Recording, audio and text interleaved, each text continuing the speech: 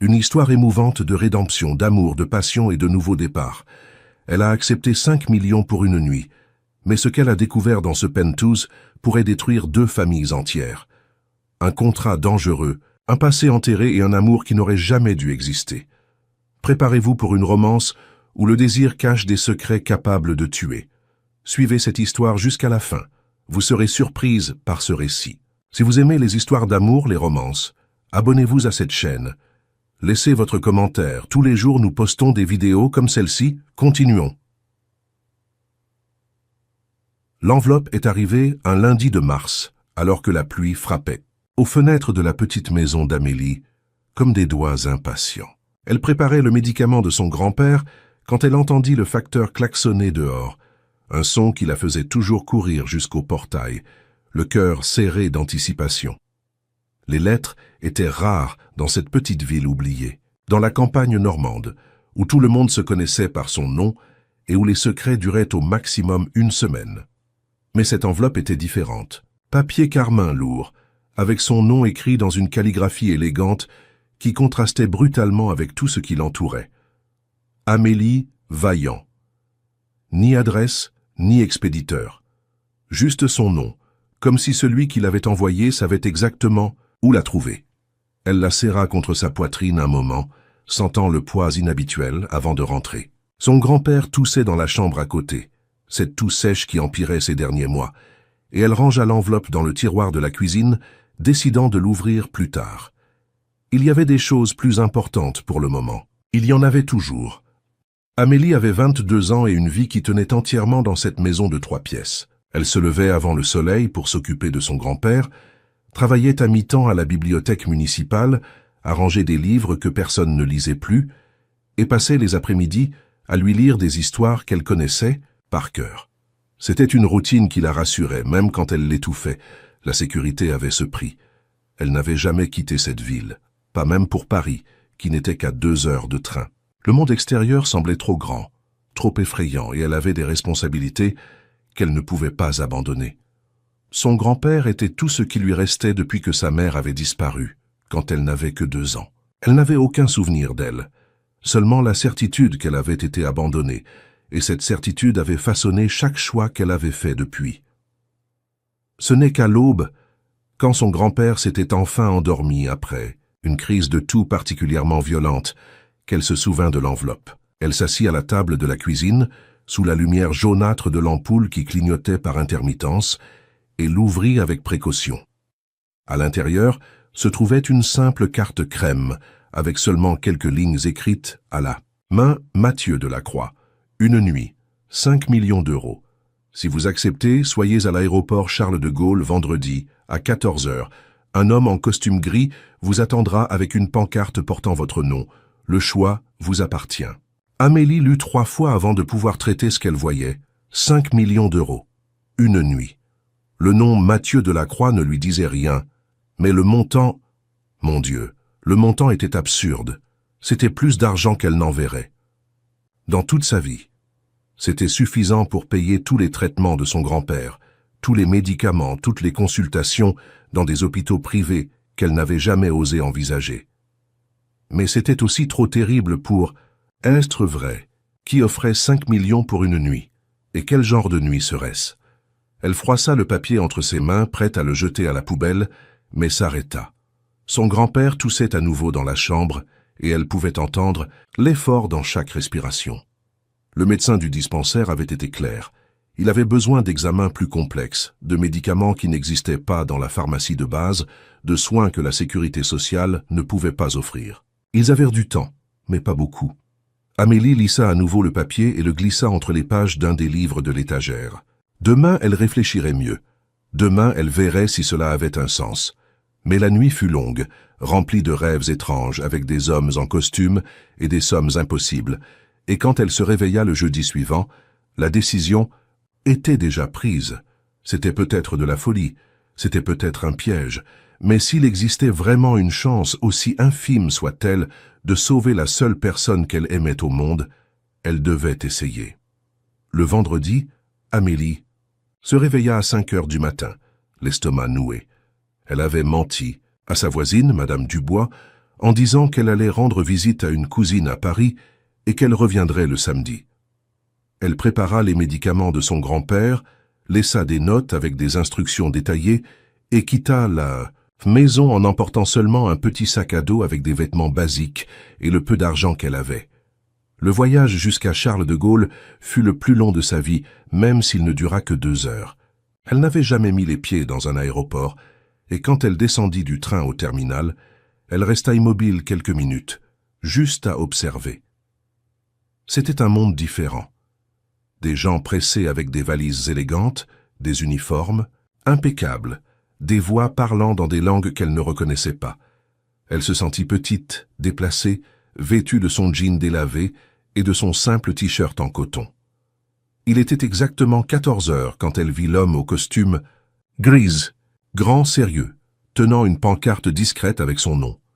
Il la salua avec une politesse formelle, prit son sac à dos sans demander et la conduisit vers une voiture noire aux vitres teintées qui attendait à l'extérieur. Pendant le vol. Pour Lyon, Amélie essaya de lui parler, mais ne reçut que des réponses monosyllabiques. Oui, il travaillait pour M. Delacroix. Non, il ne pouvait pas donner plus de détails sur la rencontre. Oui, elle serait ramenée le samedi, comme convenu. La tension dans son estomac ne faisait qu'empirer à chaque réponse évasive. Lyon, vu d'en haut, était complètement différent de tout ce qu'elle connaissait. Ligne droite, bâtiment moderne, une organisation géométrique qui semblait sortie d'un film de science-fiction.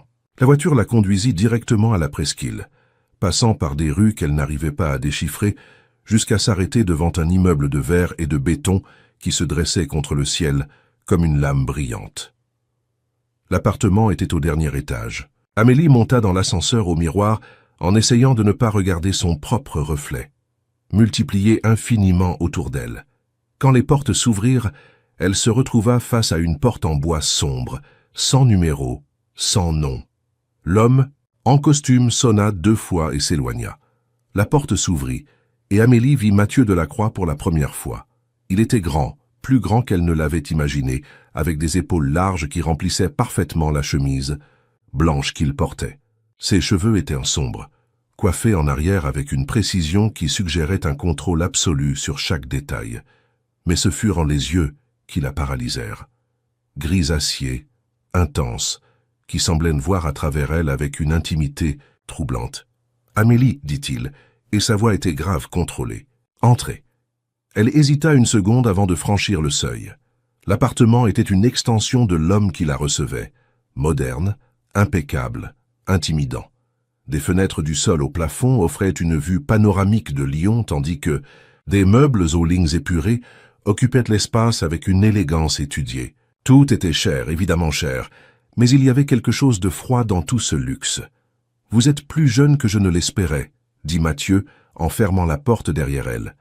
Amélie se retourna, essayant de décrypter si c'était bon ou mauvais. « J'ai 22 ans, répondit-elle en relevant le menton. Elle ne se laisserait pas intimider, peu importe à quel point il était imposant. Il sourit, mais c'était un sourire sans chaleur. « Voulez-vous boire quelque chose? De l'eau, du vin? De l'eau, c'est bien. » Pendant qu'il se dirigeait vers un bar discret dans le coin de la pièce, Amélie en profita pour mieux observer l'environnement. Les murs étaient décorés de tableaux, abstraits et de quelques photographies en noir et blanc.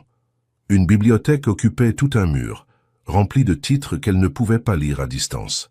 Il y avait une cheminée éteinte, entourée de fauteuils en cuir qui semblaient n'avoir jamais été utilisés. « Alors, dit-il en lui offrant un verre en cristal d'eau glacée, « vous êtes venu. »« Je suis venu. » Elle but une gorgée, remarquant comme ses mains tremblaient légèrement, bien que je ne comprenne pas encore très bien pourquoi. Mathieu l'observa un moment, comme s'il évaluait chaque mot, chaque geste. « Vous avez besoin d'argent. » Ce n'était pas une question, mais elle acquiesça quand même. « Mon grand-père est malade. Il a besoin de traitement que... » Elle s'arrêta, réalisant qu'elle ne devait pas d'explication à un étranger. « Que le système public n'offre pas. » compléta-t-il. « Je comprends. » Il y avait quelque chose dans la façon dont il disait cela, une dureté déguisée en compréhension, qui la fit se demander combien d'autres femmes étaient venues ici avant elle, avec leurs propres besoins désespérés. « Et vous » demanda-t-elle, se surprenant elle-même par sa propre audace. Pourquoi 5 millions pour une nuit? Ses yeux se rétrécirent légèrement. Disons que j'ai des besoins spécifiques. La réponse la fit déglutir. Elle savait, bien sûr, ce que cela signifiait. Elle n'était pas assez naïve pour imaginer qu'un homme paierait cette fortune juste pour une conversation, mais il y avait quelque chose dans la façon dont il la regardait, une intensité qui allait au-delà du désir physique, qui la mettait mal à l'aise. « Je n'ai jamais... » commença-t-elle, mais s'interrompit, sentant son visage rougir. « Je sais, » dit-il doucement. « C'est exactement pour cela que vous êtes ici. » Le commentaire la fit se sentir exposée, comme s'il pouvait voir à travers ses vêtements, à travers sa peau, directement dans son âme. Elle fit quelques pas dans la pièce, essayant de se calmer quand quelque chose attira son attention. Sur la cheminée, presque cachée parmi d'autres objets décoratifs, il y avait un cadre en argent avec une photographie renversée. Amélie s'approcha, poussée par une curiosité qu'elle ne pouvait pas expliquer, et quand elle vit l'image, le monde sembla s'arrêter. C'était une vieille photo, décolorée, d'une jeune et belle femme dans les bras d'un homme plus âgé. Elle souriait, mais il y avait quelque chose dans ses yeux. Amélie connaissait ses yeux. Elle connaissait ce sourire. Elle connaissait chaque ligne de ce visage parce qu'elle le voyait dans le miroir tous les jours. Le cadre glissa de ses mains et tomba au sol avec un bruit sourd. « Où avez-vous obtenu ça ?» demanda-t-elle, sa voix sortant plus forte qu'elle ne le voulait. Mathieu s'approcha rapidement, voyant la photographie au sol. Son expression changea complètement, le masque de contrôle glissant un moment pour révéler quelque chose qui ressemblait à une surprise authentique. « Comment ça, où je l'ai obtenu ?» demanda-t-il, se baissant pour ramasser le cadre. « Cette femme, » Amélie pointa la photo, « c'est ma mère. » Le silence qui suivit était dense, chargé de tensions qu'aucun des deux ne pouvait nommer. Mathieu regarda la photo, puis Amélie, et elle pouvait voir les calculs se former derrière ses yeux gris. « C'est impossible, » dit-il finalement. « C'est elle, » insista Amélie, prenant le cadre de ses mains. « Marine Vaillant. Elle a disparu quand j'avais 2 ans. Nous n'avons plus jamais eu de ses nouvelles. » Elle regarda l'homme sur la photo, remarquant pour la première fois la ressemblance avec Mathieu. « Qui est-il » Mathieu passa sa main dans ses cheveux, une rupture de composition qui révéla plus que n'importe quel mot aurait pu le faire. « Mon père, Édouard Delacroix. » Amélie sentit ses jambes faiblir. « Votre père connaissait ma mère ?» « Apparemment, oui. Sa voix était différente maintenant, moins contrôlée, plus humaine. Mais ça n'a pas de sens. Mon père est mort il y a 15 ans, et avant cela, il n'a jamais mentionné aucune Marine. » Elle s'assit dans un des fauteuils, tenant toujours la photographie. Son esprit s'emballait, essayant de connecter les pièces d'un puzzle dont elle ignorait l'existence. Quand cette photo a-t-elle été prise? Mathieu s'approcha, observant l'image par-dessus son épaule. Amélie pouvait sentir la chaleur émanant de son corps, l'odeur subtile de son parfum, mais elle était trop concentrée pour se laisser affecter. D'après ce que je peux voir, dans les années 90. Ma mère est morte en 1995, dans un incendie à la propriété familiale.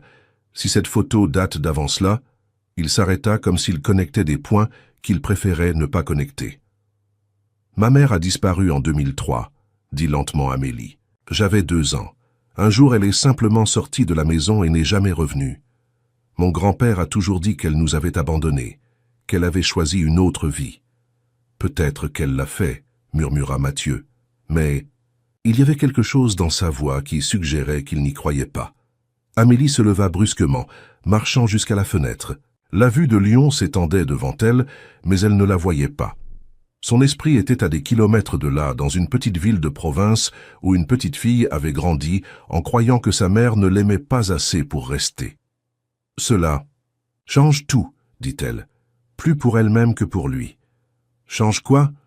demanda Mathieu, s'approchant. Elle se retourna pour le regarder en face. « Vous croyez que c'est une coïncidence? Vous me choisissez, m'amenez ici, et ensuite nous. Découvrons que nos parents se connaissaient. » « Je ne vous ai pas choisi, dit-il, mais il y avait de l'hésitation dans sa voix. « Comment ça ?» Mathieu passa la main sur son visage, semblant soudain fatigué. « Je reçois des suggestions, des noms, d'une agence discrète qui fait ce genre de travail. »« Quel genre de travail ?» demanda-t-elle, bien qu'elle ne soit pas sûre de vouloir connaître la réponse. « De trouver des femmes comme vous. » Il la regarda directement, jeune, inexpérimentée, avec des besoins financiers urgents. La froideur dans la façon dont il dit cela la fit reculer d'un pas. Combien sont déjà venus ici avant moi? Cela n'a pas d'importance. Si, ça en a. Sa voix devenait plus forte, plus incontrôlée. Combien, Mathieu? Il resta silencieux pendant un long moment. Vous êtes la troisième. La réponse la frappa comme une gifle. Troisième. Elle n'était qu'une de plus dans une chaîne de production de besoins et de désespoir. Une jeune femme désespérée de plus, prête à vendre une nuit pour de l'argent. Et qu'est-il arrivé aux deux autres? Elles ont reçu ce qui leur avait été promis et ont continué leur vie. Aussi simple, aussi simple. Mais il y avait quelque chose dans la façon dont il détourna le regard qui la fit douter. Amélie s'assit à nouveau, essayant de traiter tout cela. La photo de sa mère, le lien avec le père de Mathieu, le fait qu'elle n'était ni la première ni la deuxième, mais la troisième. « Pourquoi faites-vous cela ?» demanda-t-elle finalement. Mathieu resta immobile un moment, regardant par la fenêtre. Quand il parla, sa voix était plus basse, presque confessionnelle. « Parce que j'en ai besoin. » De quoi? De contrôle. Il se tourna vers elle. De savoir que je peux avoir ce que je veux, quand je le veux, de la façon que je veux.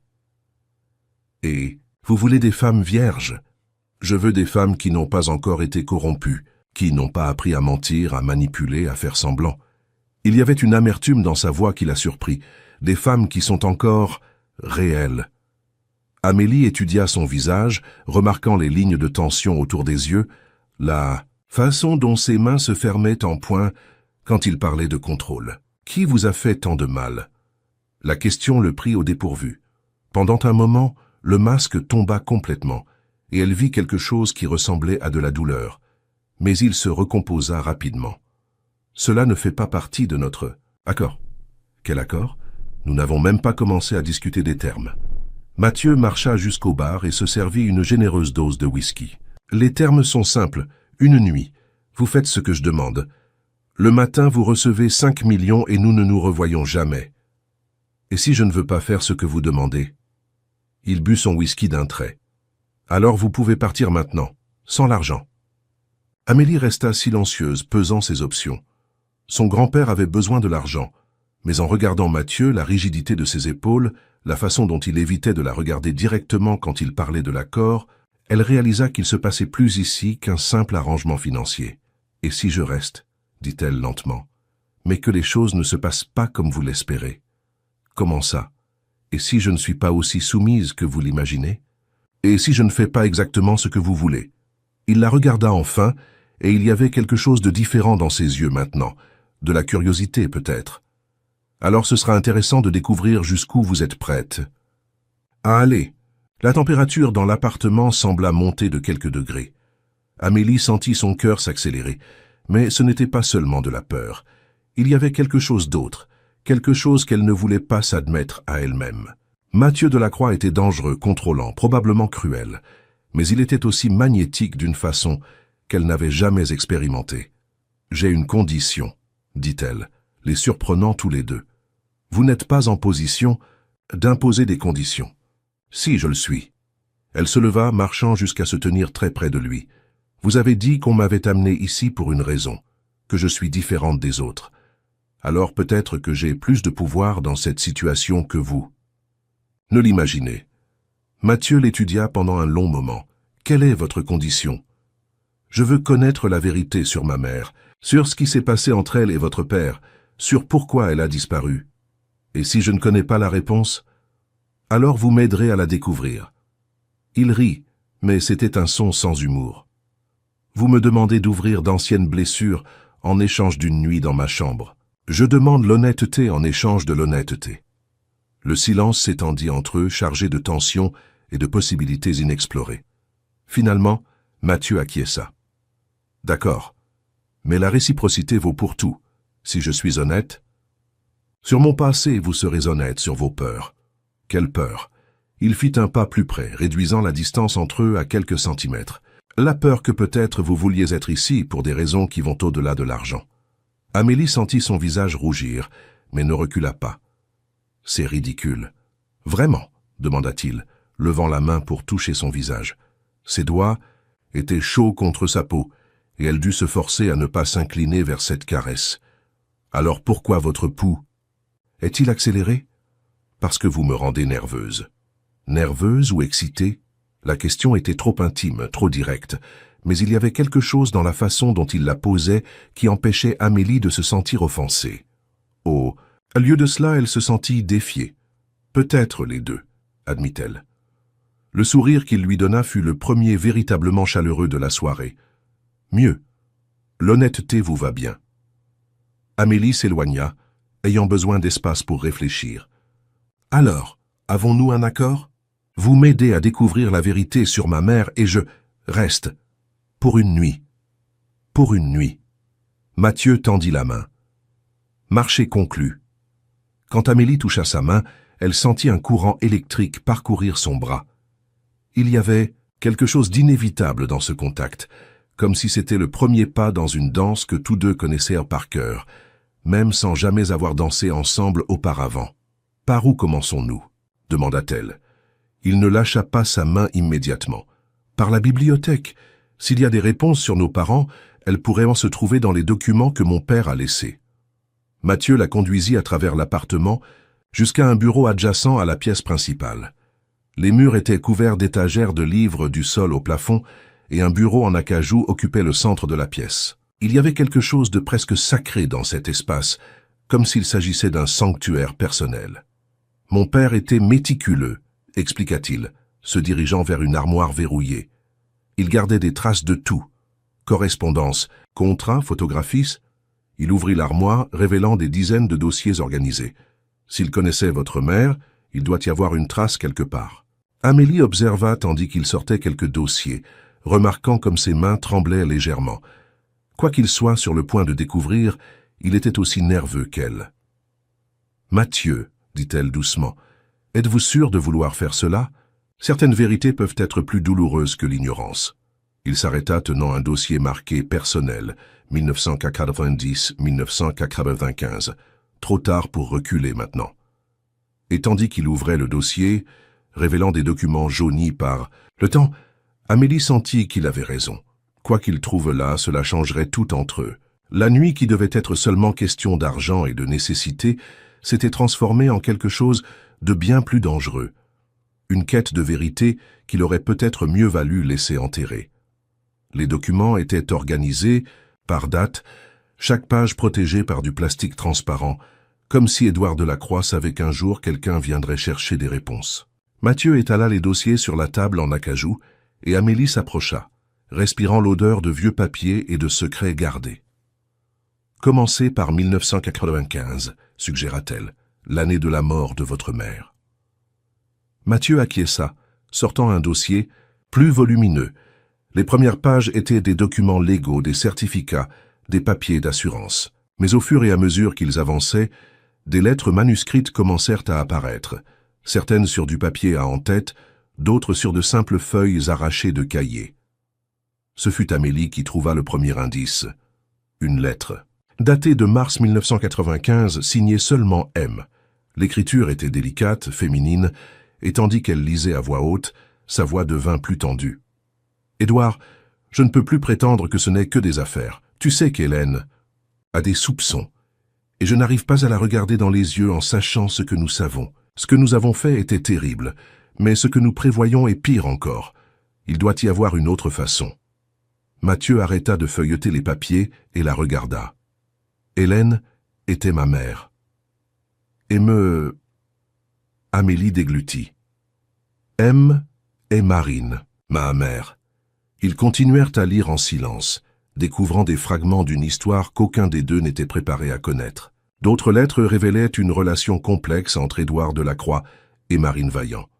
Ce n'était pas une simple histoire d'amour, c'était quelque chose de plus sombre, plus calculé. Dans une lettre de mai de la même année, Marine écrivait « Les filles de l'orphelinat ne méritent pas ça. Elles nous font confiance, Édouard.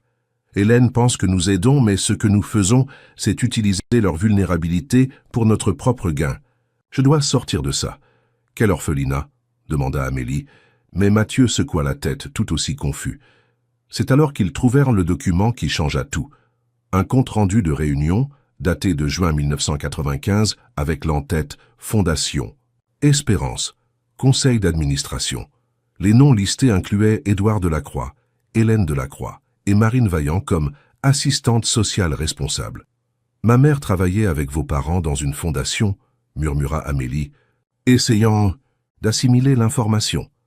Mathieu continua à lire le compte-rendu. Une fondation qui s'occupait de filles orphelines, fournissait un logement, une éducation, une préparation au marché du travail. Il s'arrêta, son expression s'assombrissant. Mais il est question ici d'un programme spécial, placement sélectif pour familles spéciales. Qu'est-ce que cela signifie? Avant qu'Amélie ne puisse répondre, son téléphone portable sonna. C'était un numéro inconnu de Lyon. Elle hésita avant de répondre. « Allô? Amélie Vaillant ?» La voix de l'autre côté était masculine, nerveuse. « Qui est à l'appareil ?»« Je m'appelle Gabriel Santini. J'ai travaillé pour Mathieu Delacroix, jusqu'à la semaine dernière. » Amélie regarda Mathieu qui avait levé la tête en entendant son propre nom. « Que voulez-vous? Je dois vous parler. En personne. C'est au sujet de votre sécurité. » « Ma sécurité? Vous ne savez pas où vous vous êtes fourrée, mademoiselle. Mathieu Delacroix n'est pas celui qu'il prétend être. Et vous devez sortir de cet appartement. Maintenant. » La communication fut coupée. Amélie resta immobile, tenant le téléphone, tandis que Mathieu s'approchait avec une expression préoccupée. « Qui était-ce? » « Gabriel Santini. Il dit qu'il travaillait pour vous. » Le visage de Mathieu se ferma immédiatement. Gabriel a été licencié la semaine dernière, pour comportement inapproprié. Quel genre de comportement? Il a développé une obsession pour l'une des autres femmes qui sont venues ici. Il a commencé à la suivre, à enquêter sur sa vie. J'ai dû prendre des mesures légales pour le tenir éloigné. Amélie sentit un frisson dans le ventre. Et il a appelé pour m'avertir au sujet de ma sécurité. Gabriel est perturbé, tout ce qu'il a pu dire. Mathieu tendit la main vers elle, mais Amélie recula. Comment a-t-il obtenu mon numéro? Je ne sais pas. Là, comment savait-il que j'étais ici? Mathieu resta silencieux pendant un moment trop long. Amélie, vous devez comprendre. Mais elle s'éloignait déjà, se dirigeant vers la porte. J'ai besoin d'air, j'ai besoin de réfléchir. Vous ne pouvez pas sortir. La façon dont il dit cela, catégorique et définitive, la fit s'arrêter. Comment ça, je ne peux pas sortir? C'est dangereux. Gabriel pourrait vous attendre dehors. Ou vous ne voulez pas que je sorte parce que vous avez peur de ce que je pourrais découvrir. Ils se regardèrent pendant un long moment, la tension montant entre eux comme un orage sur le point d'éclater. Finalement, Mathieu soupira. « Vous avez raison, il y a des choses que je n'ai pas dites. » « Quelles choses ?» Il retourna à la table, rassemblant certains des documents. « Gabriel n'a pas menti sur une chose. Je ne suis pas exactement qui je prétends être. » Amélie croisa les bras, attendant. Mathieu Delacroix est mort à l'âge de 5 ans, dans un accident de voiture, avec ma mère Hélène. Le monde sembla basculer sous les pieds d'Amélie. « Qu'est-ce que vous dites ?»« Je suis Marc Santini, fils adoptif d'Édouard Delacroix. Il m'a élevé comme si j'étais son fils biologique, a assumé mon identité comme celle du vrai Mathieu après sa mort. » C'est fou. Édouard était désespéré après avoir perdu sa femme et son fils. J'étais à l'orphelinat depuis l'âge de 3 ans. Il m'a choisi parce que je ressemblais physiquement à Mathieu, même âge, même trait. Il a fait toute la documentation nécessaire, a acheté des silences, a créé une nouvelle réalité. Amélie se laissa tomber sur une chaise, essayant de traiter ce qu'elle entendait. Quel orphelinat? La Fondation Espérance, la même où travaillait votre mère. Les pièces commencèrent à s'assembler de manière terrible dans l'esprit d'Amélie. Ma mère, elle a su. C'est pour ça les lettres. C'est pour ça qu'elle voulait partir. Votre mère a découvert ce qu'Édouard faisait, pas seulement avec moi, mais avec d'autres enfants. La fondation n'était pas ce qu'elle semblait être. Qu'était-elle alors? Mathieu passa sa main dans ses cheveux, agités. Une façade. Édouard utilisait la fondation pour sélectionner des enfants qui pourraient être façonnés. Pour des familles riches qui voulèrent des enfants spécifiques, avec des caractéristiques spécifiques. Ou pour lui-même quand il avait besoin de remplacer des pertes. L'horreur de la révélation frappa Amélie comme une vague. Il vendait des enfants. Il ne vendait pas, il plaçait, légalement, à travers des adoptions arrangées. Mais il y avait toujours de l'argent impliqué, toujours des objectifs spécifiques. Et ma mère a découvert. Votre mère a découvert et a menacé de tout exposer. C'est pour cela qu'elle a disparu, Amélie. Ce n'était pas un abandon, c'était une fuite. Amélie se leva brusquement, marchant jusqu'à la fenêtre.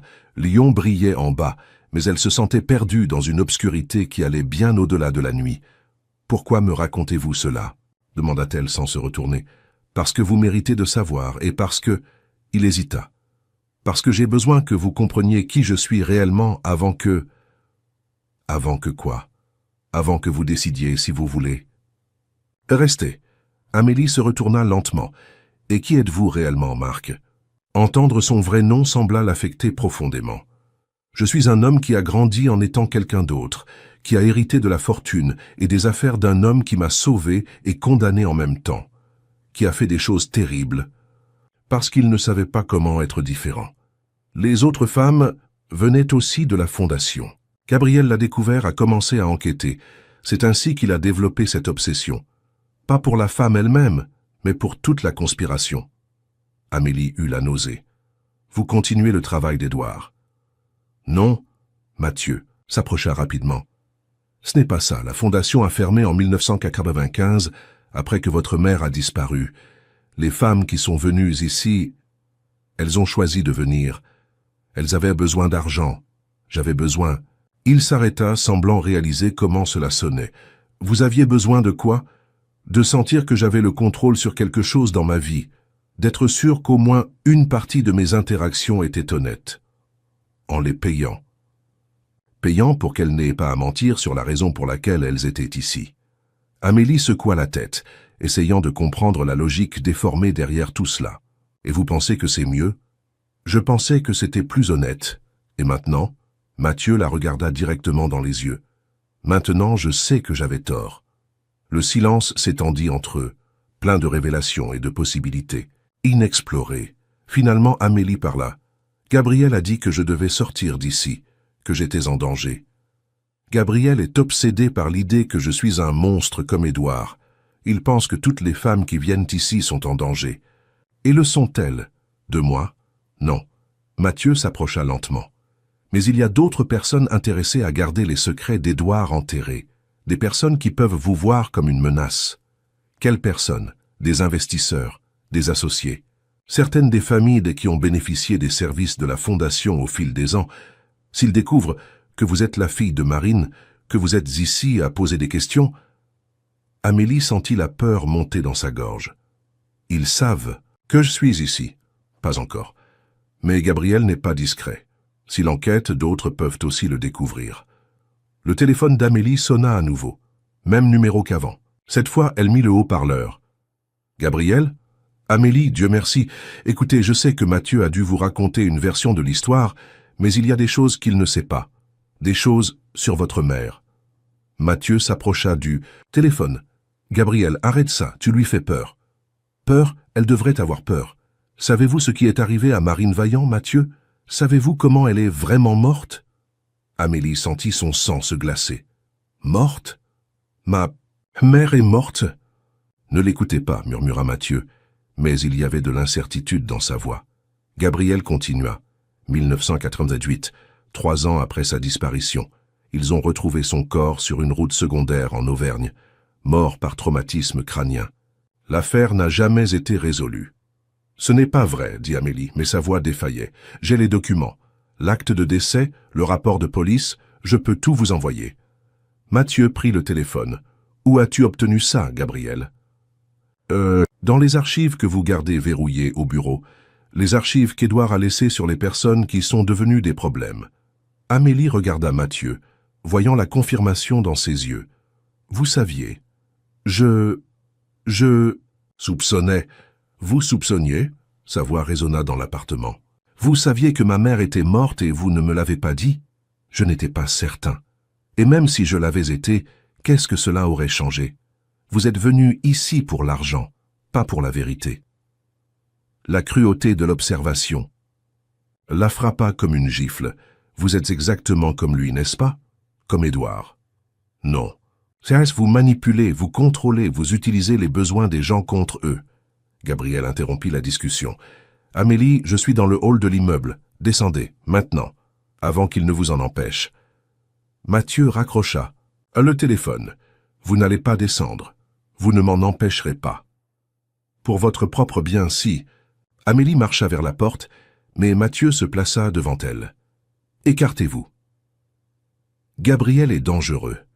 Il a développé une obsession morbide pour ces histoires, pour les femmes qui viennent ici. Vous ne serez qu'un fantasme de plus pour lui. Et que suis-je pour vous? Juste un corps de plus. Que vous avez acheté? La question resta en suspens entre eux, chargée de douleur et d'accusation. Mathieu ouvrit la bouche pour répondre, mais aucun son n'en sortit. « C'est bien ça, » dit Amélie, interprétant son silence. « Je ne suis qu'une transaction de plus. » Elle le contourna et marcha vers la porte, mais quand elle mit la main sur la poignée, Mathieu parla. « Si vous sortez maintenant, vous ne connaîtrez jamais toute la vérité. » Amélie s'arrêta mais ne se retourna pas. « Quelle vérité? Sur pourquoi vous avez été choisi spécifiquement? Sur pourquoi votre nom est arrivé jusqu'à moi? Sur ce que votre mère essayait vraiment de protéger quand elle s'est enfuie? » Lentement, elle se retourna. « Parlez. » Mathieu retourna à la table et sortit un dossier qu'il avait gardé caché. Marine n'a pas découvert la fondation par hasard. Elle y a été placée pour enquêter. Placée par qui? Par le procureur de la République. Elle était informatrice. Elle collectait des preuves pour une enquête nationale sur le trafic d'enfants. Le monde d'Amélie s'effondra une fois de plus. Ma mère était un agent infiltré? Oui. Et quand Édouard l'a découvert, il ne l'a pas seulement tué. Il a détruit toute l'enquête, acheté des silences, fait disparaître l'affaire. Comment savez-vous cela? Parce qu'il me l'a dit, avant de mourir, comme une forme de confession peut-être, ou d'avertissement. Amélie s'approcha de la table, prenant le dossier d'une main tremblante. À l'intérieur, il y avait des copies de documents officiels, des photos de surveillance, des rapports dactylographiés avec la signature de Marine Vaillant. Elle essayait de sauver des enfants, murmura Amélie, feuilletant les papiers. Oui, et elle a réussi. Son enquête, même incomplète, a été suffisante pour fermer la fondation et arrêter certains des complices mineurs. Mais pas Édouard. Édouard était trop puissant, trop bien connecté. Amélie continua à lire, découvrant des détails sur la vie secrète de sa mère. Une femme courageuse qui a risqué tout pour protéger des enfants innocents. Une femme qui ne l'avait pas abandonnée, mais qui avait été assassinée en essayant de faire ce qui était juste. « Pourquoi me montrez-vous cela maintenant ?» demanda-t-elle. « Parce que vous avez le droit de savoir qui était vraiment votre mère, et parce que... » Il hésita. « Parce que vous pouvez terminer son travail. » Comment? Les archives dont Gabriel a parlé, elles ne contiennent pas seulement des informations sur votre mère. Elles contiennent des noms, des dates, des preuves concernant d'autres enfants qui ont été trafiqués, d'autres familles qui ont acheté des services illégaux. Des preuves suffisantes pour rouvrir l'enquête. Amélie le regarda avec méfiance. « Et vous me donneriez accès à ces archives? Je le ferai. » Pourquoi? Mathieu resta silencieux pendant un long moment. Quand il parla, sa voix était plus basse, plus vulnérable. « Parce que je suis fatigué de porter les péchés d'Édouard, parce que je veux me libérer de cette prison qu'il a construite autour de moi, et parce que... » Il la regarda directement. « Parce que vous me donnez envie d'être une meilleure personne. » La confession prit Amélie au dépourvu. Il y avait de la sincérité dans sa voix, une fissure dans l'armure qu'il maintenait autour de lui-même. « Ce n'est pas si simple, » dit-elle. « Je sais. Vous m'avez amené ici pour une nuit de sexe payé. Nous découvrons que nos parents étaient liés de manière terrible.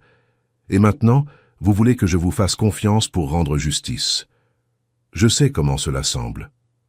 Cela ressemble à de la manipulation. » Mathieu s'approcha lentement. « Alors testez ma sincérité. » « Comment ? » ?»« Partez. Maintenant. Prenez l'argent que j'ai promis et allez vous occuper de votre grand-père. Oubliez tout cela. » Amélie l'étudia, cherchant des signes de mensonge. « Et si je reste ? Si vous restez, ce sera parce que vous avez choisi de rester. Pas pour l'argent, pas par nécessité, mais parce que vous avez décidé que vous voulez découvrir la vérité, toute la vérité. Et notre accord original ? Annulé. Si vous restez, ce sera en tant qu'Amélie, pas en tant que femme que j'ai achetée. » L'offre était tentante et terrifiante en même temps. Amélie regarda les documents éparpillés sur la table, l'homme qui s'était révélé bien plus complexe qu'elle ne l'imaginait, la photographie de sa mère qui avait tout déclenché. « Gabriel attend en bas, » dit-elle finalement. « Oui. » Il a plus d'informations, probablement, et vous me laisserez partir si je le veux. Oui. Amélie marcha jusqu'à la fenêtre, regardant la ville qui s'étendait au-delà de la vitre. Quelque part là-bas, un homme perturbé l'attendait avec des promesses de vérité. Derrière elle, un autre homme offrait un type différent de vérité, une vérité qui venait avec des risques et des possibilités qu'elle ne pouvait pas calculer. « Si je descends parler à Gabriel, dit-elle sans se retourner, viendrez-vous avec moi? Si vous voulez que je vienne. Je le veux. Alors je viendrai. » Amélie se retourna, étudiant le visage de Mathieu. « Mais d'abord, je veux que vous me montriez les archives. »« Toutes !» Il acquiesça. « Toutes. Et je veux toute la vérité sur les 2 autres femmes qui sont venues ici. Vous l'aurez. Et sur Gabriel, pourquoi il a vraiment été licencié. » Mathieu hésita pendant une seconde seulement. Aussi. Amélie respira profondément, sentant qu'elle était sur le point de franchir une ligne dont il n'y aurait pas de retour. « Alors commençons. » Tandis que Mathieu se dirigeait vers une autre archive verrouillée, Amélie reprit la photographie de sa mère. Marine Vaillant avait été une héroïne, une femme qui avait tout sacrifié pour protéger des enfants innocents. Maintenant, sa fille avait la chance de continuer ce combat. Mais d'abord, elle devait comprendre pleinement dans quel type de guerre elle était sur le point d'entrer. Les archives étaient organisées dans un ordre qui suggérait une obsession méticuleuse.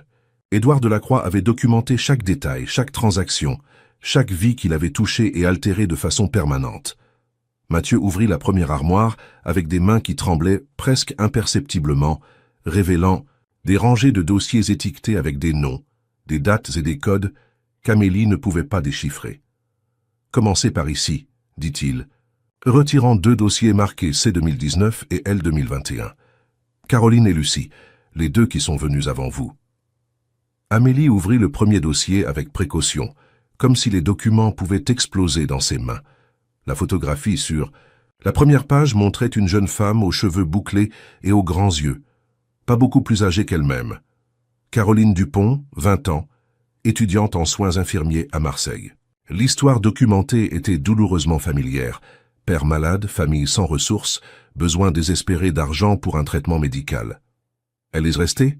demanda Amélie, feuilletant les documents. « Une nuit, comme convenu. » La voix de Mathieu était distante, presque clinique. Elle a reçu le paiement et est retournée à Marseille, mais à mesure qu'Amélie lisait, elle découvrait des détails qui ne correspondaient pas à la version simplifiée qu'il avait présentée.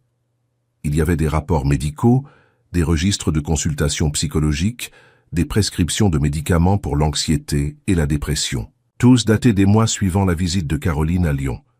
Elle n'allait pas bien après, observa Amélie. Mathieu s'approcha, lisant par-dessus son épaule. Elle était déjà fragile quand elle est arrivée ici. La situation de son père. Non, interrompit Amélie, pointant un document spécifique. Ceci vient d'un psychologue. Il dit qu'elle a développé un syndrome de panique et une aversion au contact physique après un événement traumatique non spécifié. Le silence qui suivit était lourd de culpabilité et de reconnaissance. Finalement, Mathieu parla. « Je n'ai rien forcé. Elle a accepté tout. » L'acceptation et le consentement sont des choses différentes quand la personne est désespérée. L'observation le frappa visiblement. Amélie ouvrit le second dossier, trouvant l'histoire de Lucie Moreau, 19 ans, de Bordeaux.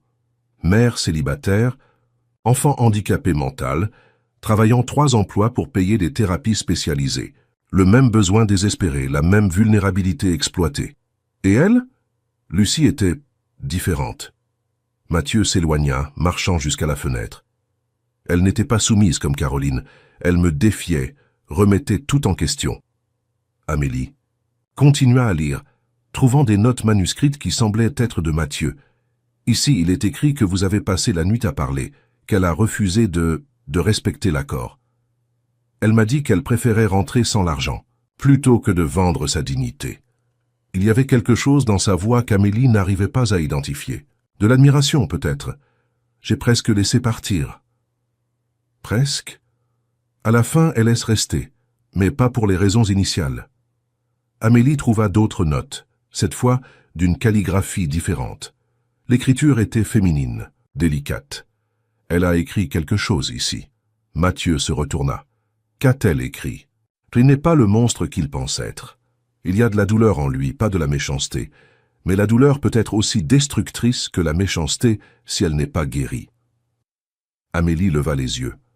Que s'est-il passé cette nuit-là, Mathieu?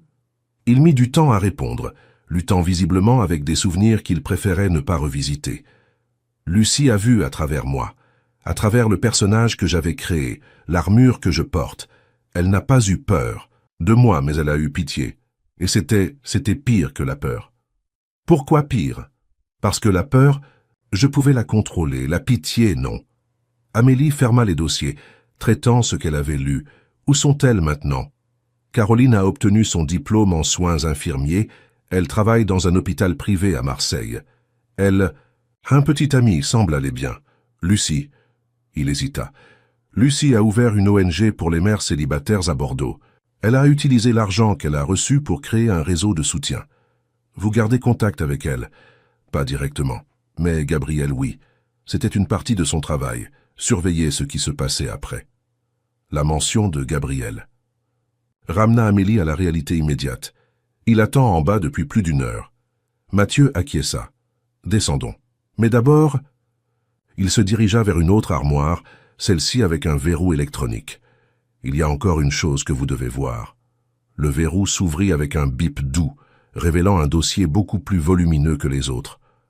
Sur l'étiquette, juste une initiale, M, Marine, murmura Amélie. Tout ce qu'Édouard a collecté sur votre mère, y compris les dernières semaines avant sa disparition.